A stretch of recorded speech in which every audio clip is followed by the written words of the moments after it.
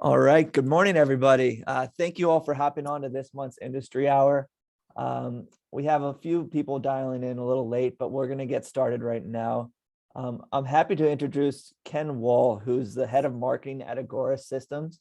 He's going to be giving a presentation on a much relevant topic today on how electrical contractors are managing volatile material prices. This webinar will be recorded and uploaded to the chapter's website. So if you'd like to share this with anyone on your team, please feel free to do so. You all do have the ability to unmute yourselves to ask questions, but I do ask if you have any questions mid-presentation, just hold those to the end. And you're also welcome to ask questions on the chat feature, and I'll make sure Ken addresses those. With that being said, I'm going to turn it over to Ken. All right. Thanks, Rob. And yeah, thanks for having us. We are going to talk on the topic Rob mentioned about. We're going to talk about how we're seeing electrical contractors manage material price issues right now and different ways that they're going about that. You know, it's a pretty timely topic, and we'll get into some of the reasons why where we're at today, why we're at where we're at today, and then get into some of the things in terms of what others are doing to manage those price challenges that we're facing. First, as Rob said, I'm Ken. I head up marketing and education at Agora. And background on ourselves, just so you get a sense of why we are in a position to have some insights related to this topic, is we're a materials procurement platform. We're built for trade contractors. We've actually focused mostly on electrical contractors.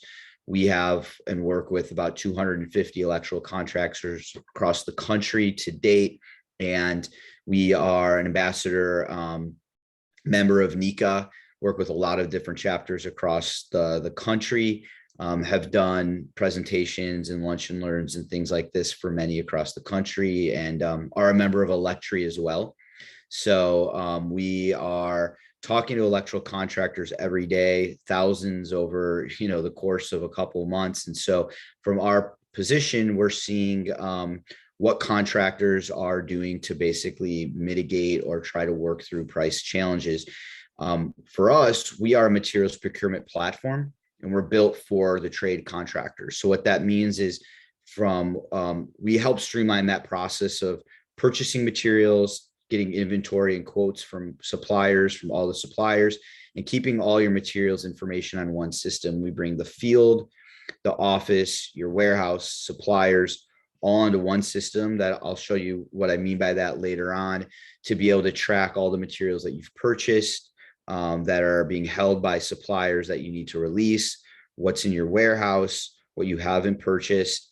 And then, of course, as the job is going on and you have people out in the field, it provides a really streamlined way for the people in the field to be able to see what is on the materials lists that they can put requests in for, and what needs to be purchased that hasn't been purchased yet, keep track of deliveries, all of that. So I know that's a lot, and make it a lot easier by showing you a little later, but the takeaway is that we're in a position to kind of see exactly what people are doing every single day to try to overcome some of these challenges. But we'll jump right into the topic here. And so, as I mentioned, we're going to first talk about just what's causing the disruptions. Some of them are very obvious, but we're going to just kind of go through a quick highlight. And then we're going to talk about what we're seeing in terms of the impacts on contractors across the country. And then we'll get into how we're seeing many manage the different price uncertainties that we face today. So first, I like to start, even though it's starting to become a really, really long time ago, it still feels pretty fresh to me, of where we were at before COVID hit. So we were actually coming into 2022 in the construction industry. Things were looking pretty bright. If you guys can remember that far ago, things weren't into much, things were simpler, right? Simpler times. So we actually went in, we saw construction add $900 billion to the US economy in Q1 in 2020. In February alone, the industry was employing 7.64 million people, and it was the highest for both since 2008 recession. So everything was really going in the right direction. All the projections, if you go back to 2019 trend reports, everything looked like the world was going to be great and getting better in our industry. Of course, it was about Q2 when everything from COVID really set foot here in the US. And by Q3, a lot of those gains that we saw, and of course, anything that we were expecting just got completely wiped out. So we had 2 years worth of construction contribution to GDP growth, completely wiped out. It's equivalent of almost 61 billion in losses. 4 years worth of job gains, equivalent of about 6.5 million jobs lost. And the materials supply chain was fractured. And we're going to talk about how it continues to kind of get fractured right now. It seems like every quarter there's another thing that's hitting either instability, across the world in terms of the geopolitical state of our world, but also just things that keep hitting the supply chain over and over again beyond just COVID.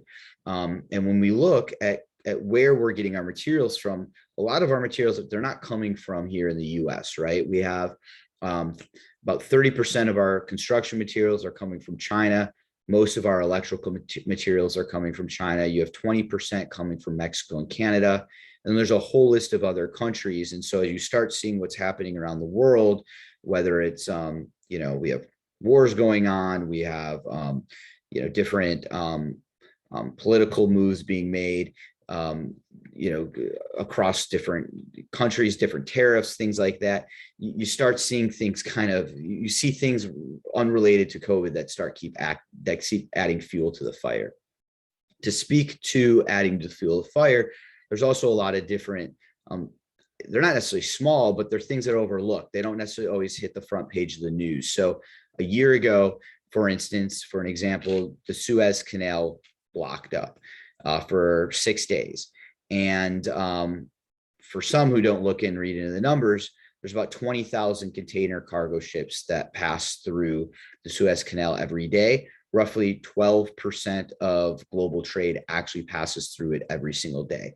So that's blocked up for 6 days. Huge ripple effect. We were talking to a supplier for large commercial generators who a couple months ago said that it was impacting supply, increased back orders for companies up to 6 months. And that was a direct impact of the Suez Canal. I'm here in the LA area in California, and down in Long Beach at the ports, there's still ships sitting out there waiting. And some of that is not just a supply chain issue. That is a part of that is just labor issues. So even though we're experiencing our labor challenges, they are as well. They're having a hard time keeping people working and coming in and working overtime to keep the things funneling through into outside into the ports. We've also had some other events that, again, don't necessarily hit the national headlines, but we've had hurricanes in the Gulf Coast last year. We had the Texas power grid, and what they did is they shut down a large percentage of the manufacturing plants that manufacture plastic resin, which is the main ingredient in PVC. So all these little data points, they keep kind of tacking on to all the kind of the big black swan event that hit with COVID. Then you keep having these things that keep compounding and pushing things back in terms of stabilizing or bringing prices down. When we look at, this was updated as of last month or January. When you look at these are prices for relatively simple commodities, which strongly drive the price of materials. But a lot of this is across a bunch of different trades. But you can see that power wire just all-time highs, copper wire. Some of these things stabilize a little bit, but they're still, comparing to pre-COVID days, I mean, they're still off the charts. And then when you get into more finished construction materials, for example, here you're looking at light fixtures. They're, when you zoom in on the last month, it feels like, oh, we've had some relief. But when you go back again to pre-COVID, we have things that, again, are living pretty close to all-time highs.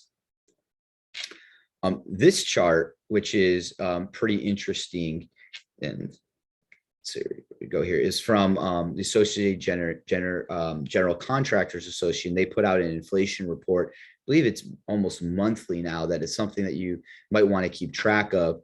But this is the PPI for inputs to new non-residential construction, and it's weighted for the goods and surface purchased, every type of new construction other than housing. And so this doesn't include contractors' labor costs, doesn't include equipment purchases or direct imports. It does include distributor markups and imported goods. And so as you see over from 2020 to 2021, and still here, a little stabilizing a little bit here, but we're at a 19.6% increase total from 2020 to 2021.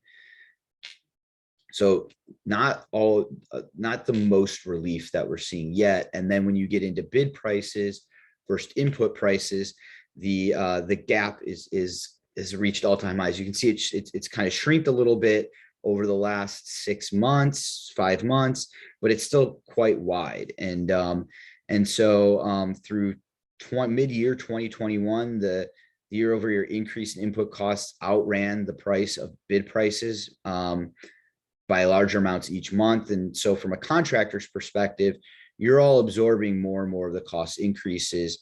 And it indicates the price contractors propose for new starts as well. So,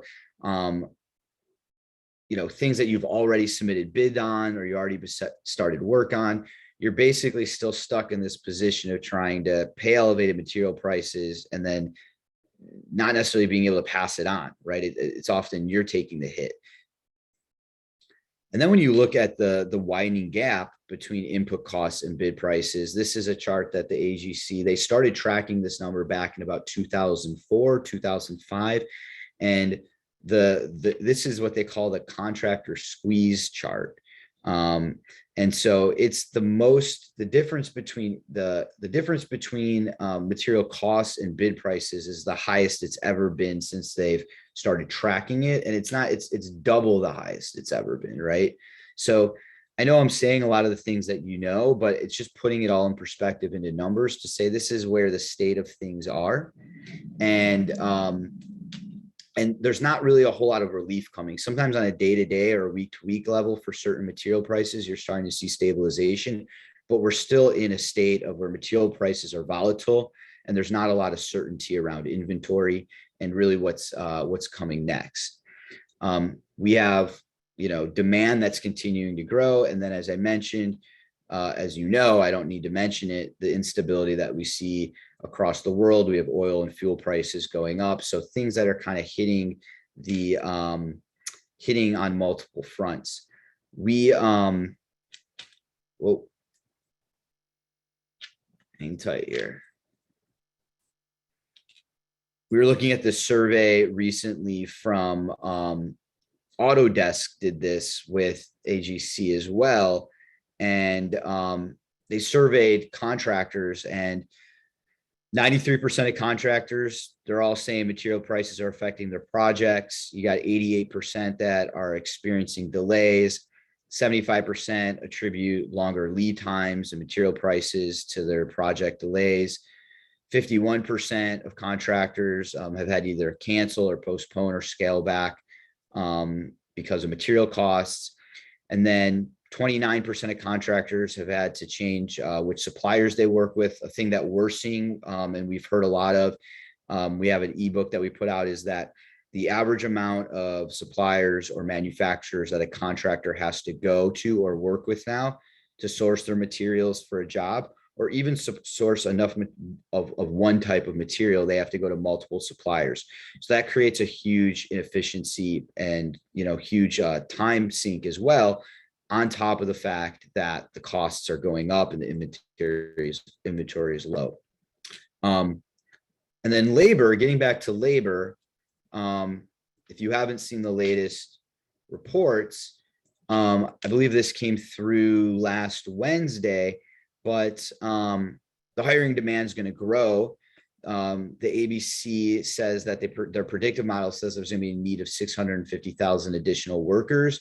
And the way it works is for every $1 billion in additional construction spend, the model says that there's a need for 3,900 more jobs.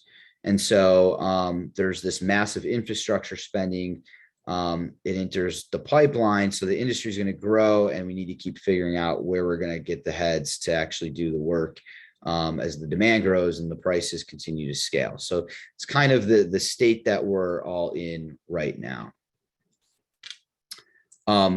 Now, where we spend a lot of our time, as I mentioned at the start of this, is the inefficiencies of the process of actually managing materials.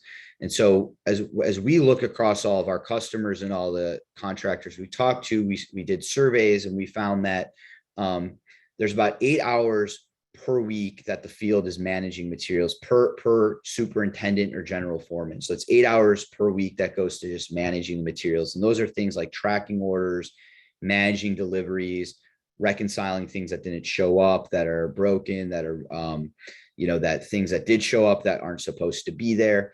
You have 70% of materials that are often being placed the next day for a lot of contractors.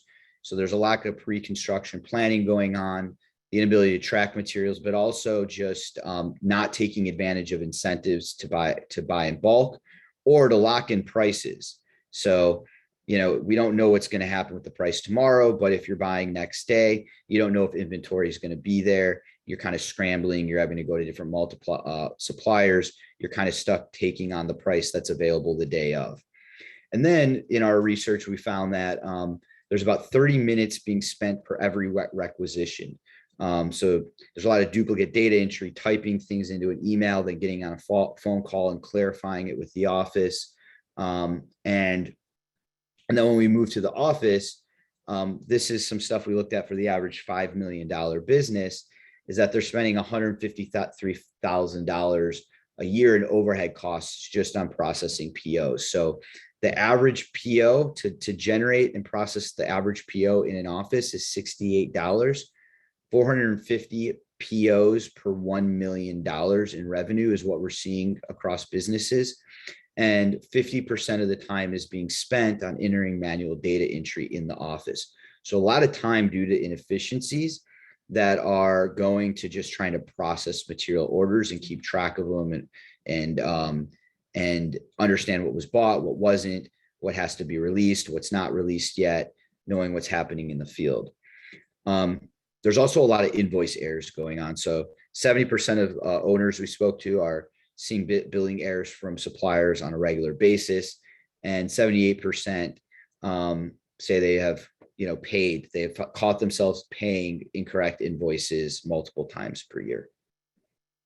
So we're going to get into how we're seeing contractors manage the materials uncertainty and show you how we're helping with that, and then we'll jump into Q&A because I know I've been talking for a while here. First is, so why are these inefficiencies exist within a contractor's business? So this is actually real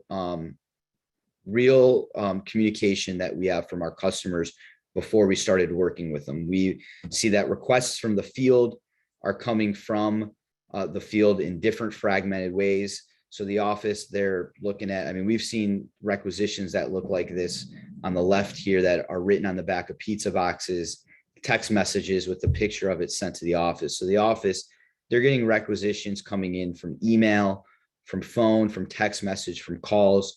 They're coming in on the fly from different places. They're having to interpret that either in handwriting or try to make sense of what it is that needs to be ordered. They're having to organize that for multiple requests across multiple jobs. And then the email here in the middle, sometimes this is what's then happening is the same kind of process with the suppliers, phone and email back and forth, inventory check, trying to get quotes, trying to organize it. So there's just a ton of time being lost through inefficiencies of keeping track of materials, processing requisitions, putting in POs, requesting quotes, finding inventory. And what it looks like to us as we've mapped this out when we work with new contractors or we're assessing what their current process is it's just fragmented, right? You have a ton of information going between different places, different mediums of communication. The field spends 30% less of the day, spends less than 30% of their day actually working on construction, more like superintendents, general foremen, Office warehouse spends 50% of their time on clerical and data entry. And again, like I said, 70% of deliveries or orders are happening next day from suppliers. And so at Agora, what we do is we bring that all onto one platform. So rather than the field working through phone call, text message, handwritten notes, emails to get orders into the office, what we've developed at Agora is there's a several 100,000 material database from all the major suppliers that you have in one place, that the field can log into their app on the fly. They can look at what materials are in the warehouse, what were already purchased, or what aren't available, and using what is really like an Amazon-like experience, can go in and plug in the materials they need, and instantly they add those to the cart. They appear in the office, and the office is working off of this desktop version where they can already see what they've purchased from the suppliers, from which suppliers. They can manage the hold for releases, so they can see what was already purchased, what's being held still from the supplier, and they can choose, do we need to make more purchases? Do we need to ask for things to be released? Are there things living in our general stock in the warehouse? And throughout that process, even at the start of the job, the office can go in and they can go put in requests for quotes to as many suppliers as they want, get inventory checks, see what the costs, the current prices are across multiple suppliers. And so all those decision makings, they're happening streamlined. They're not over the phone. They're not over email. They're not over text. All the requisitions are coming in from the field, and all of the POs and requests from quotes are going to the supplier digitally. And so now you have, if you take a step back, if you're a project manager, if you're an owner, if you're a purchasing agent, you can see the flow of materials, and you can keep track of where really what is your spend versus your versus what you projected, and you can keep track of the flow of that all the way from requisition to delivery. So through this, it removes the fragmented process and inefficiencies that we see before essentially using Agora. We streamline it. The flow of information here is all happening through the system across all the different stakeholders in the materials procurement process. And one area that's actually not on here is the warehouse, which you can actually still keep track of what's in the warehouse on the system.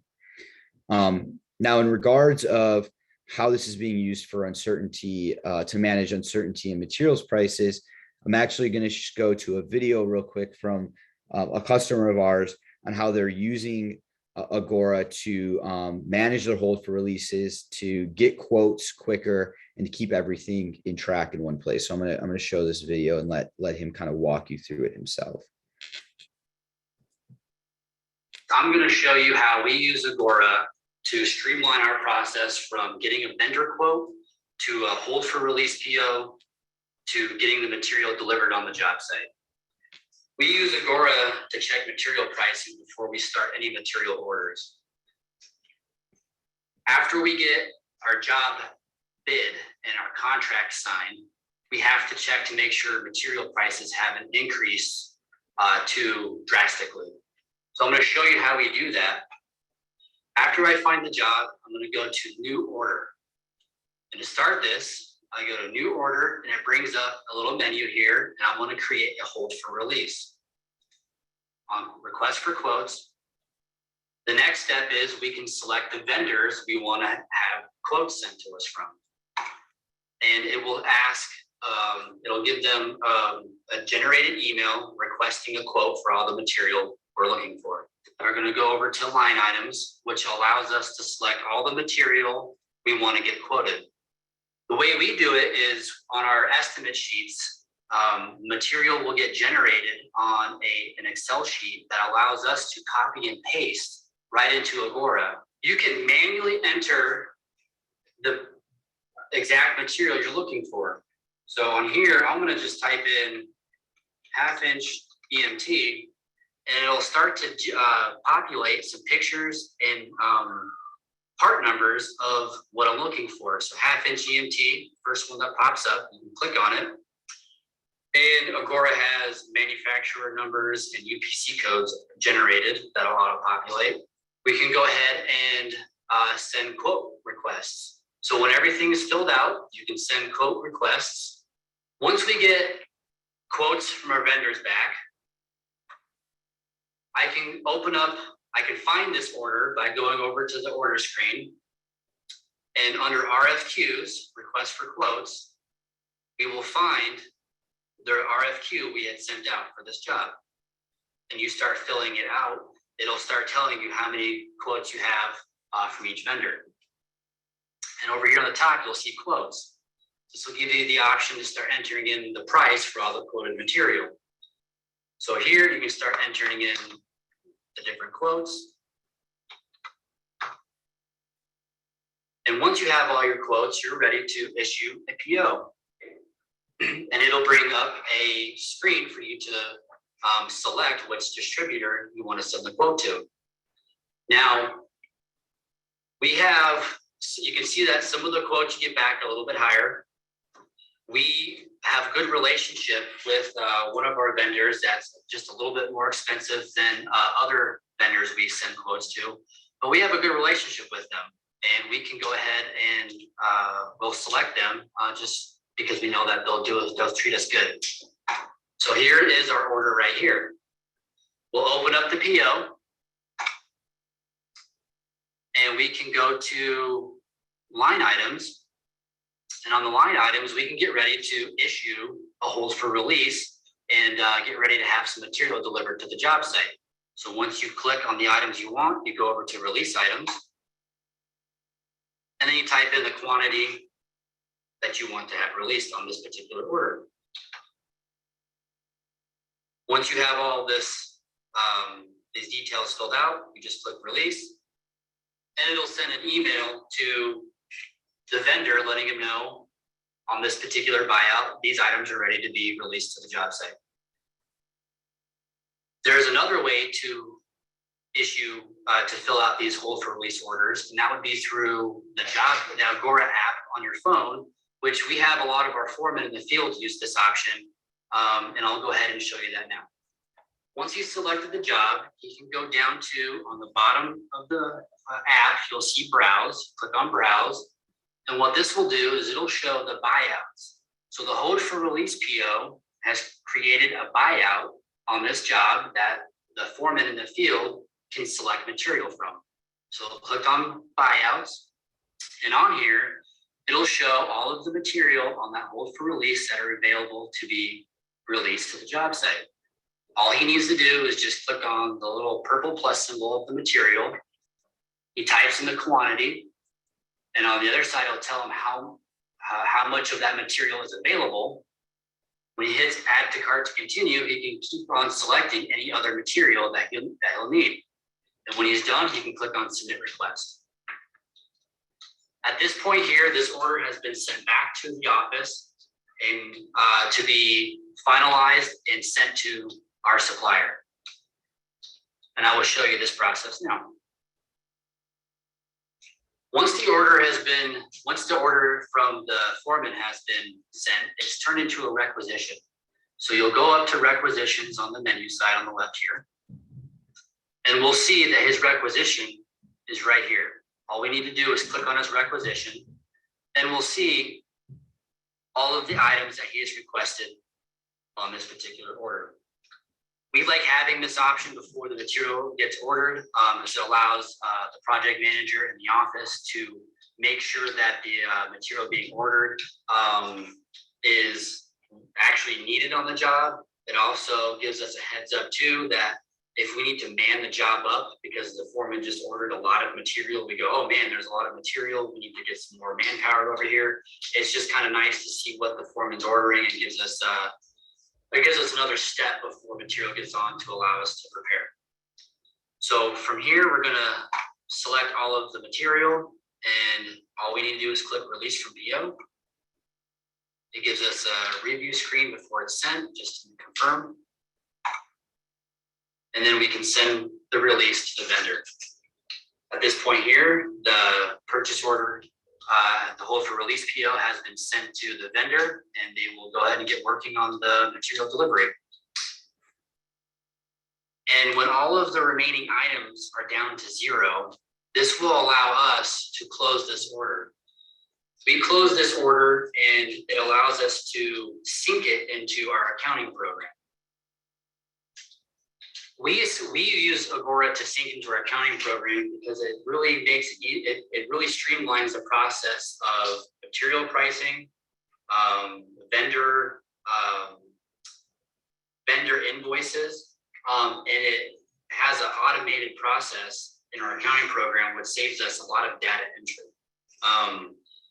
By syncing this program, syncing from Agora to our accounting program, it automatically fills out the POs in our accounting program. It'll automatically fill out the pricing, which from there allows us to pay the vendors a lot faster. In the sense that we don't have to go through line item by line item and all of this material and entering pricing. By doing this hold for release, we make sure that our quoted material price in our estimates, in our estimate sheet, matches what we actually buy at the end of the project. This has greatly benefited us on projects that are at least 6 months or longer. I'm going to show. All right. So that's we'll stop talking here, both me and Zach that works with us, but wanted to see if you guys have any questions. We can go back to anything that we spoke about in terms of, the state of construction or anything related to Agora and the things that we're doing with our customers. If you have any questions, I'm here to answer anything that you guys have questions on. All right, thanks, Ken. For those who are dialed in, you're welcome to unmute yourselves if you have any questions or use the chat feature. So we'll just open it up for a couple minutes if there's any questions. Thanks.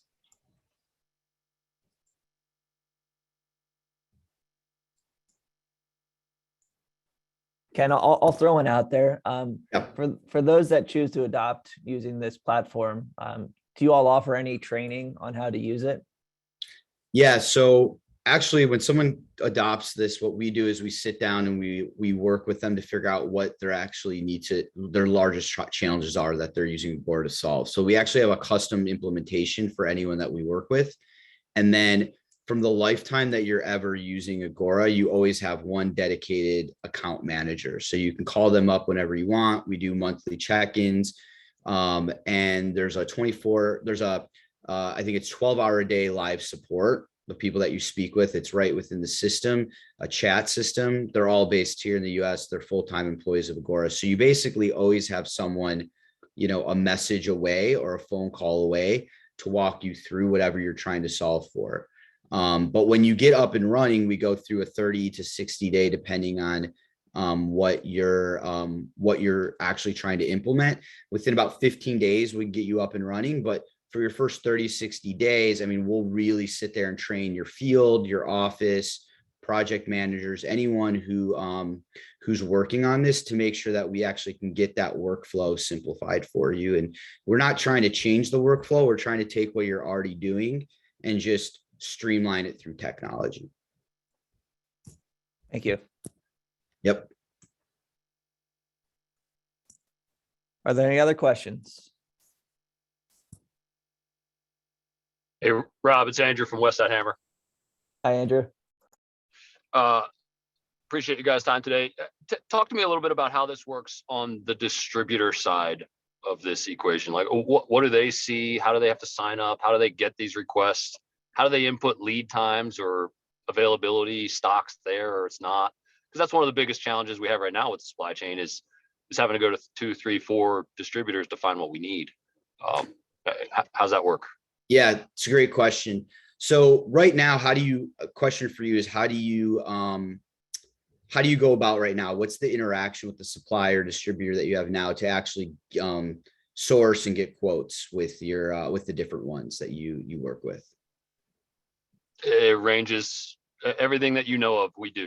Yep. So phone calls, emails, text messages, depending on which supplier and how quickly you need something. And some of them we're even using kind of that distributor's in-house app to check availability as well. So all of the above is the answer. Yeah, right. And then that creates the inefficient, you're having to learn how to use 5 different people's systems and things like that too.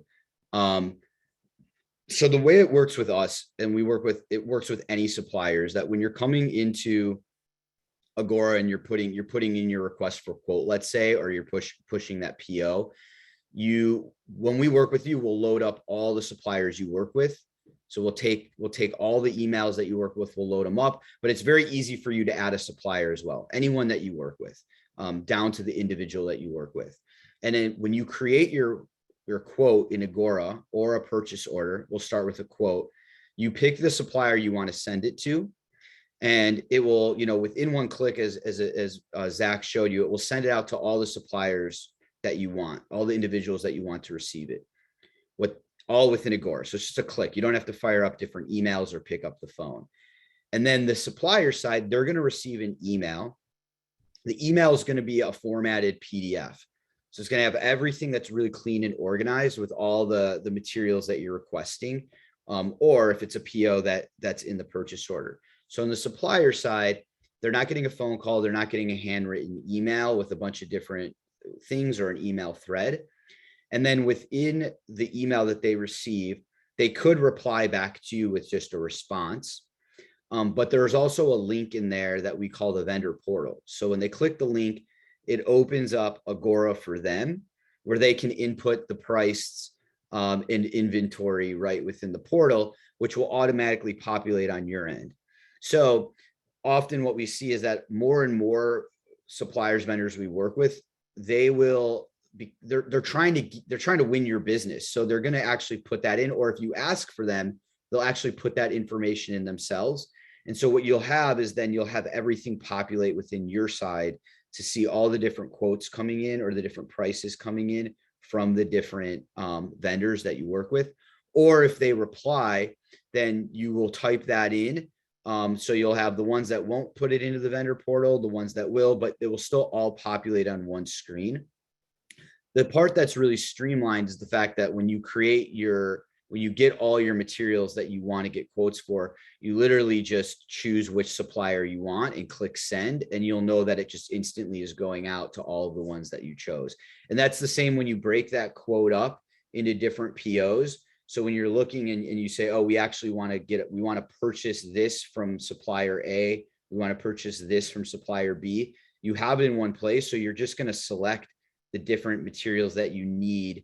And when you click purchase, it's just going to send a PO to all the different ones that you want with that one click. Does that answer the question? I mean, walking through more of a demo in terms of your exact use case would probably be easier for you to see, but let me know if you have any other questions on that. So where's the lead time and availability piece come in? Like how does somebody tell you if they have it in stock or not? Oh, sure. So when they're putting that quote back, they're putting in the inventory that they have right then. So that's manual entry on their side. That's what they're on their point. What I will say right now is that we are working with, I would say 6 out of the 10 largest suppliers and distributors in the electrical side. We're actually working to make it more digital on their end as well. So there's a huge time sink that they have.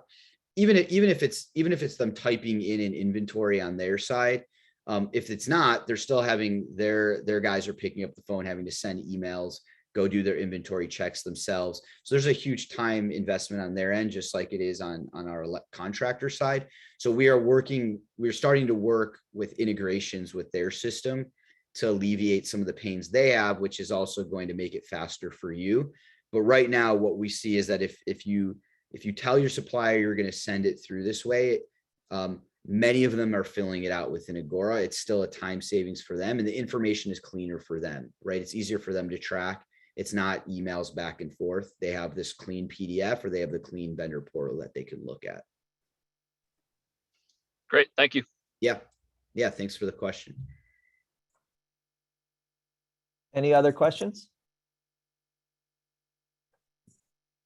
Hearing none, just want to thank you all for hopping on. This session was recorded, so it will be placed on the chapter's website at NECA-PDJ.org.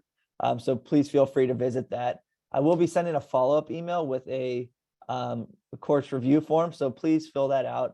It's online, so it should Should only take a minute or so.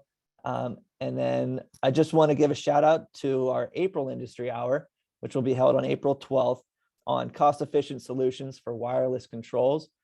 So I hope you all can join us then. And thank you, Ken from Agora, for your great presentation. I hope Yeah, everybody thank you. has a great day. Thanks for having us. You can email me at